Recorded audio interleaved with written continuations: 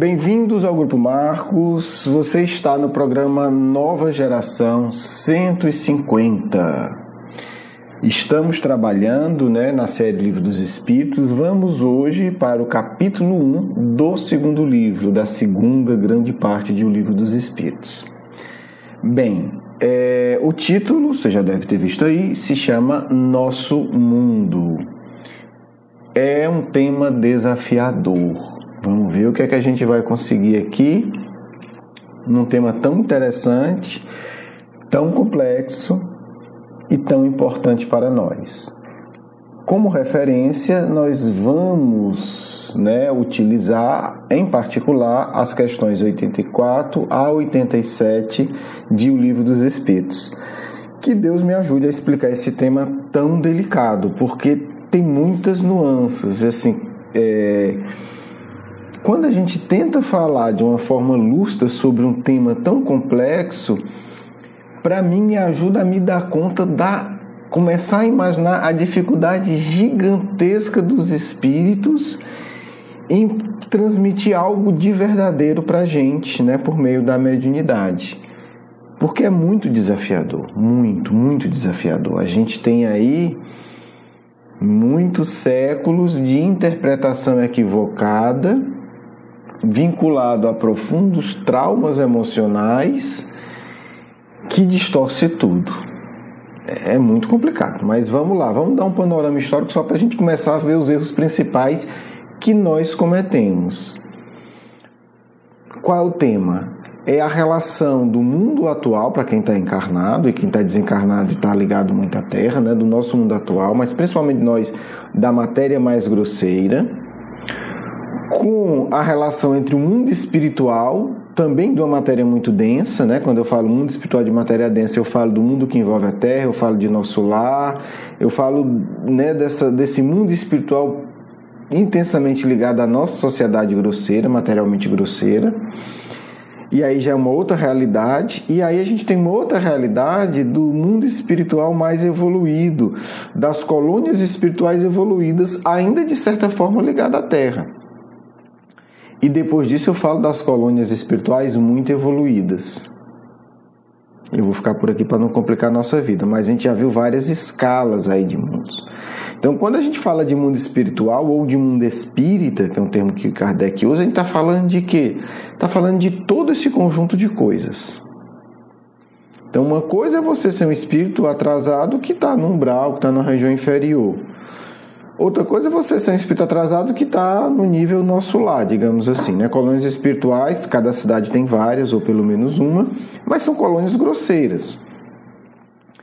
Outra coisa é você ser um espírito relativamente evoluído, não estou falando de espíritos evoluídos, mas que já estão em colônias um pouco mais sofisticadas. E aí vai. Como é que fala de tudo isso numa resposta de poucas linhas? Como é que os espíritos expressam tudo isso quando Kardec está usando, por necessidade didática, um termo genérico chamado mundo dos espíritos? Está falando de quê? E aí começa a confusão, Então é entender que existem muitas nuances, a coisa é bem mais sofisticada do que só um pedaço do mundo é espiritual e outro pedaço é material. Não é simples desse jeito. Tá certo? Nem no nosso mundo grosseiro é simples desse jeito. Quando você fala, passei o fim de semana em contato com a natureza. Ok, dá para entender, Mas você está falando de quê? Está falando que foi para a praia, foi para a serra, foi para a montanha, foi para um lugar com neve, foi para o Polo Norte, foi para um lugar em que você passou o fim de semana mergulhando no oceano, você estava velejando, você estava tomando... Então, veja o quanto de possibilidades tem dentro dessa frase. E ela é verdadeira, mas a especificidade dela, vai diferir bastante. Então, quando a gente usa o espiritual de mundo espiritual, eles generalizam para facilitar a nossa compreensão. Porque, como diz Kardec, o espiritismo ainda está no seu ABC. Os doutores em espiritismo do mundo são doutores do ABC, não são pós-graduados em espiritismo. Quem conhece muito espiritismo merece um canudinho de doutor do ABC. E aí, gente, não é exagerando, não. É isso. É isso. Ok. Não vou dar muitos exemplos, senão a gente foge do nosso tema. Vamos lá. Então, entender essa complexidade, essa riqueza. Se a gente acha que o mundo material é rico em termos culturais, e o mundo espiritual é 1000 vezes mais.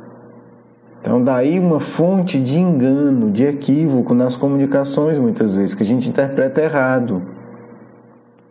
E daí precisaria de um gênio espiritual, não um gênio material, um gênio espiritual que é muito além, como Kardec, para começar a organizar isso para a gente entender alguma coisa. Não é por acaso que os ensinamentos que Kardec traz, e às vezes a gente, entre aspas, aí compra barato, acha que é besteira, acha que é muito fácil, que é muito básico, na história humana, eles só eram transmitidos a indivíduos que entravam em um processo de imersão iniciático. Por quê? Porque precisa uma preparação para entender, precisa de uma sensibilidade emocional para entender. Foi por ordem do Cristo que Kardec vem e abre esses ensinos para todos nós. Muitos de nós começam a ter uma sensibilidade, outros ainda emocionalmente extremamente grosseiro. Já li, tá bom, entendi, besteira, quer dizer, quero mais, quero novidade. Calma, porque não temos ainda uma sensibilidade preparada, mas que nós podemos preparar. Então, preparar um pouco a sensibilidade é fundamental para começar a ver a grandeza do Livro dos Espíritos e da codificação. Não é como estão fazendo aí alguns, com boa vontade, elogio bobo. A grandiosidade da codificação e aqueles gritos ou aquela voz estranha e tal. Gente, isso é tolice, não vamos perder tempo com isso. Ver a grandeza da codificação é sentir essa grandeza. É ter essa sensibilidade. O que é que esses caras estão dizendo quando ele fala de mundo espírita? Imaginar um pouco o que é esse mundo espírita. É só o umbral? É só o nosso lar? Não, isso não é nem 0,5% da realidade espiritual. Então vamos devagar. mas o nosso lar é fantástico. Mas é só um pedacinho de nada. É como você conhecer você vai visitar um castelo com centenas de quartos, ou vai visitar, sei lá, um Louvre. Pronto, vamos pegar 15 anos, vamos dar o Museu do Louvre, Eu digo Louvre porque na Inglaterra tem, mas na Inglaterra é separado, Você tem o Museu das Pinturas, o Museu disso e tal. O Louvre, ele meio que junta tudo.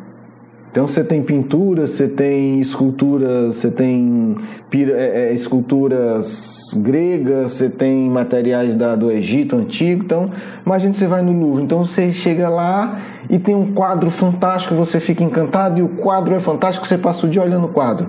Está errado? Não, fantástico. Nada de errado nisso. Mas você tem que entender que o Louvre não é só aquele quadro. Então, quando eu falo do nosso lar, isso é fantástico, mas é só um quadro. Em relação à grandeza do que existe no mundo espiritual. Tá certo? Então, não é menosprezando, não é diminuindo, mas é ampliando, dizendo, é um quadro lindo, mas é um quadro. Em relação ao Louvre, ele é um quadro. Tá certo?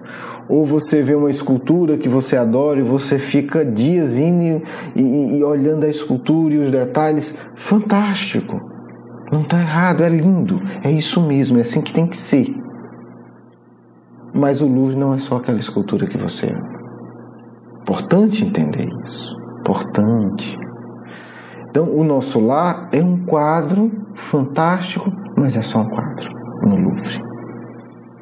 Então, por mais que você valorize, você não pode, não é legal, não é inteligente você reduzir o Louvre a um quadro que você gosta. Você reduzir o Louvre a uma escultura que você é apaixonado. É muito mais, gente, é muito mais. Estou falando do Louvre, mas assim, qualquer grande museu. Então, é essa sensibilidade que a gente tem que ter. Não é desprezar, não é desvalorizar, é entender que é muito mais.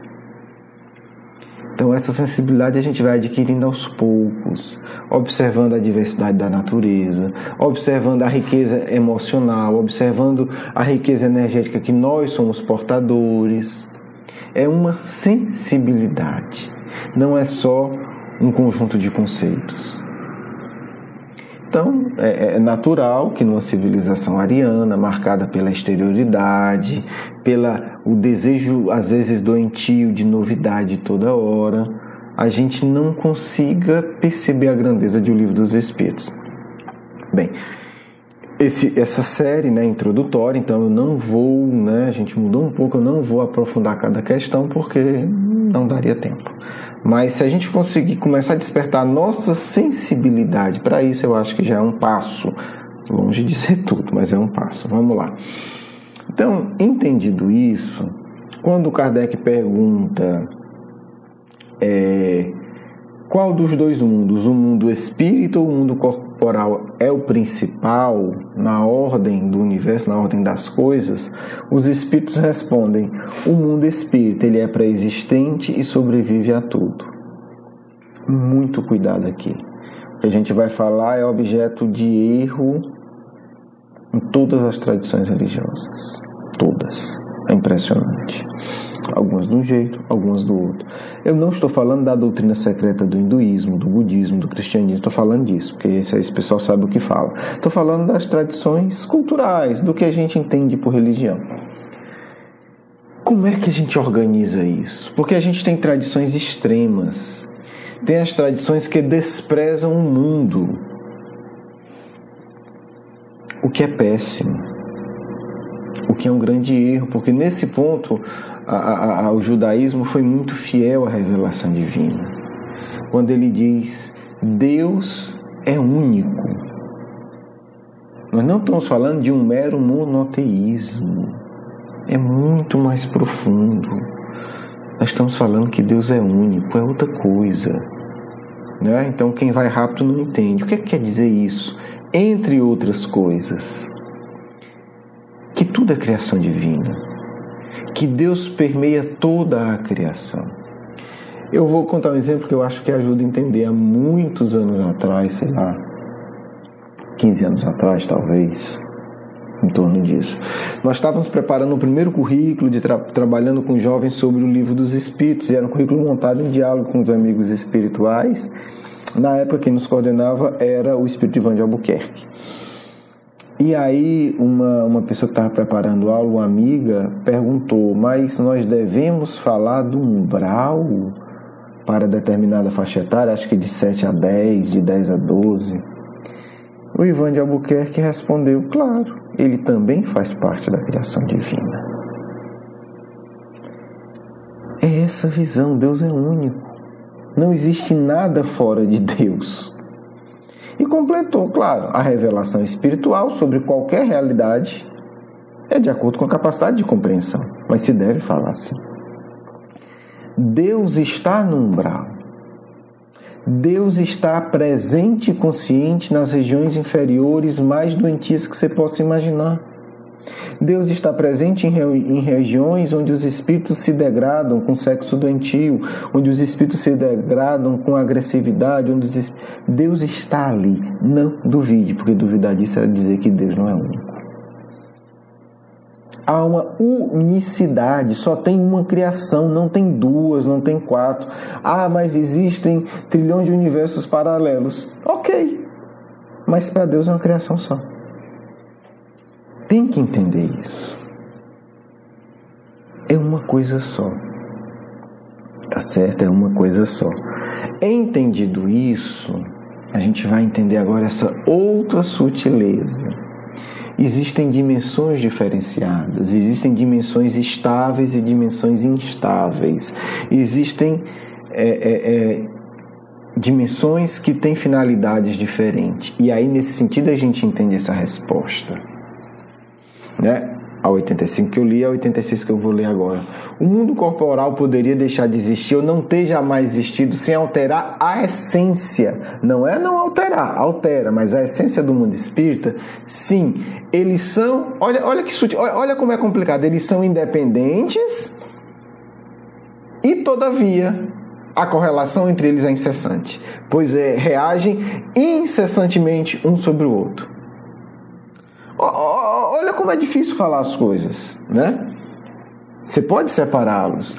Há uma há uma predominância. O mundo espiritual ele é anterior e ele perpassa o mundo grosseiro, mas ele continua. E o mundo grosseiro se acaba. Porque o mundo espiritual ele sobrevive a tudo, como se disse na questão 85. Então há uma correlação, a criação é única, eles se influenciam mutuamente. Mas o mundo espiritual ou o mundo espírita, ele permanece. Por quê? Porque a gente sabe que um dia o sol acaba, a terra acaba. Isso aí não se discute mais isso, é fato. Né? São prazos imensos, estão falando de milhões de anos, mas não se duvida disso, cientificamente falando. E para que é que isso serve? Para a gente entender que a fase que nós precisamos de um mundo grosseiro vai acabar. Primeira coisa. Segunda coisa, de um ponto de vista mais amplo, os valores que nos tornam vencedores, e aqui é o ponto central, os valores que nos tornam vencedores no longo prazo são os valores espirituais. Então, o mundo grosseiro deve servir para desenvolvermos os poderes do espírito. É como se você sai de casa, você vai fazer um treinamento na selva para ganhar resistência, para adquirir uma série de habilidades, depois você volta. Então, aquele treinamento da selva não tem um fim em si mesmo. Tem um fim você voltar para casa, para o quartel e ser um soldado habilitado. Você não vai viver na selva. A ideia não é lhe transformar no indivíduo que vive na selva. A ideia é transformar no indivíduo que vive, numa civilização ou semi-civilização, ou num mundo urbano, com determinadas qualidades e poderes e capacidades. Essa é a lógica da relação mundo espírita, mundo grosseiro. Mundo espiritual, mundo de matéria grosseira. Nós estamos no mundo, nós estamos aqui em um treinamento. É desprezível? Não é desprezível. Faz parte da criação? Faz parte da criação. Mas a lógica é desenvolver os poderes do espírito, as capacidades do espírito. E aí a gente foge dos extremos, de colocar o mundo material como desprezível, doente e pecaminoso, porque não é, ele não foi feito para isso. Ele é um mundo de treinamento difícil. Ou a gente desprezar o mundo espiritual e achar, como a nossa cultura, como as músicas colocam indiretamente, que a vida é toda aqui, O amor que eu perdi é tudo, o universo, o dinheiro, o carrão e tal. Enfim, essas estupidezes, nem sei se tem plural de estupidez, mas enfim, as estupidezes que existem na nossa cultura, Tem que criar um coletivo de estupidez, mas enfim, depois eu pesquiso se alguém já criou. Mas o fato é que esse conjunto dessa visão estúpida e grosseira no outro extremo. Então não é isso. Não é fugir do mundo espiritual, não é fugir do mundo material, mas entender o mundo material como importante, mas subordinado a uma outra lógica, que é a lógica do espírito, que é a lógica do mundo espiritual evoluído. Tá certo? Porque a lógica do umbral e a lógica do nosso lar são lógicas terrenas. As pessoas que ali habitam, a lógica dele é igual a nossa, está preocupado com as mesmas coisas, é uma lógica pequena, nossa, que eu digo é da nossa sociedade, não dos verdadeiros espíritas, tá certo? Da sociedade terrena. Então é desenvolver uma lógica superior, desenvolver o poder do espírito. Esse é o sentido. Bem, gente, estiquei um pouco mais, porque o tema tem várias dimensões. Espero que a gente tenha dado um passo nessa reflexão, É uma reflexão que vai permear todas as tradições religiosas. Então, Kardec sabe disso, Kardec conhece a história das religiões, Kardec conhece mitologia, Kardec é um estudioso desses temas. Então, quando ele pergunta aqui, ele não é um estudante desinformado. Ele e o resto da equipe desencarnada sabem do que estão falando.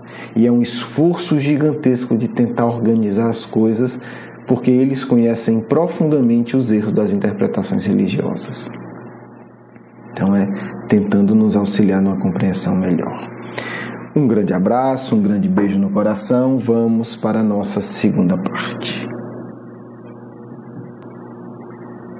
Que o Cristo esteja em nossos corações, queridos filhos e filhas.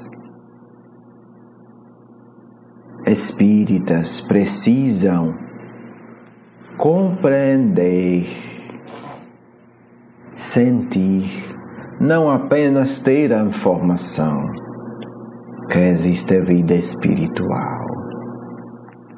Espíritas precisam se colocar no mundo como missionários, como espíritos que vêm fazer tarefa num mundo duro e difícil. Não falo missionário como Kardec, não, mas como aprendizes de Kardec, sim. Não falo missionário como o próprio Cristo, não, mas como aqueles que vêm construir, segundo as orientações do Mestre, uma nova sociedade.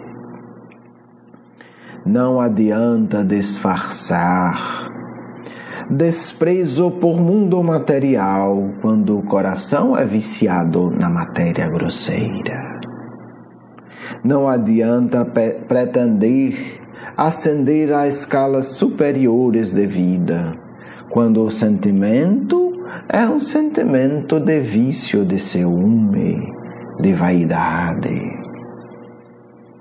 Espírita tem que saber que transformar a realidade íntima, transformando também a ação, é o único caminho de desenvolver virtudes. E vocês já devem saber disso.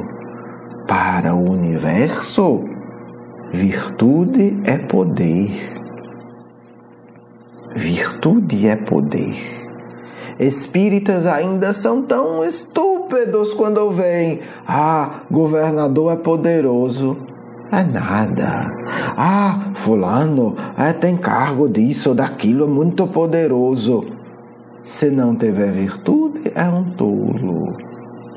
É uma criança que espíritos superiores se reúnem para analisar e muitas vezes dizem: daqui a 2 anos ela vai perder tudo. E perde. Vemos isso aqui constantemente. Não vamos deixar mais 3 anos para ver se conseguem entender um pouco mais. Se conseguir, deixamos um pouco mais. Se não conseguir, perde. Espíritas não se dão conta que esferas superiores da Terra têm poder de, inclusive, desencarne de vocês todos. E se iludem. É muito esquisito quando vemos olhos de espíritas brilharem por estar perto de autoridade da Terra.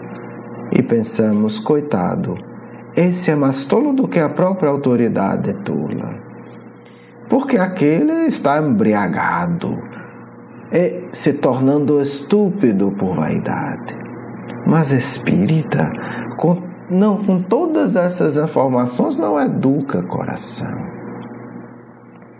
Filhos, compreendam o poder da virtude, o poder daqueles que possuem a virtude está acima de todas as circunstâncias da história humana, todas, e pode intervir da forma adequada quando quer.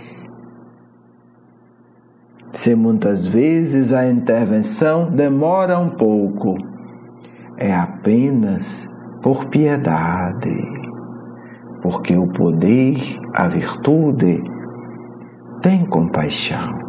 E pensa: vamos esperar um pouco mais. Quem sabe muda.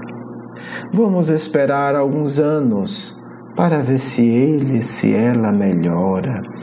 Porque nós vamos intervir, mas vamos rezar a Deus que faça alguma coisa boa para que possamos amenizar a dureza da intervenção necessária. Isso é o que acontece.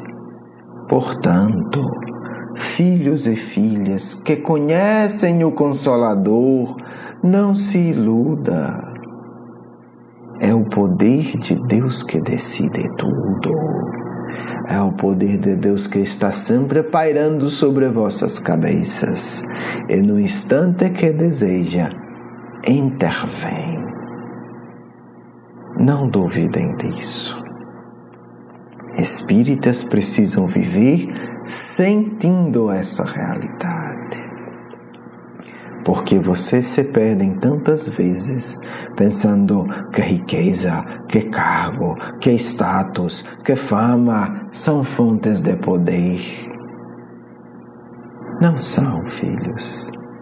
São fontes de ilusão de poder. Nunca de poder. E apenas aqueles que aprendem a diferenciar o verdadeiro poder da ilusão tula podem se dizer espiritualmente maduros.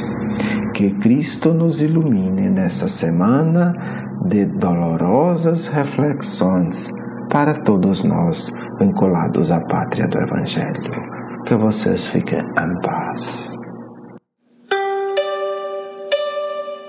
Quero agradecer o seu carinho, a sua atenção e para conhecer mais do nosso curso Educação Espírita, um convite à juventude, do nosso programa Nova Geração e os nossos livros, por favor visite o nosso blog grupomarcos.com.br. Você é muito bem-vindo.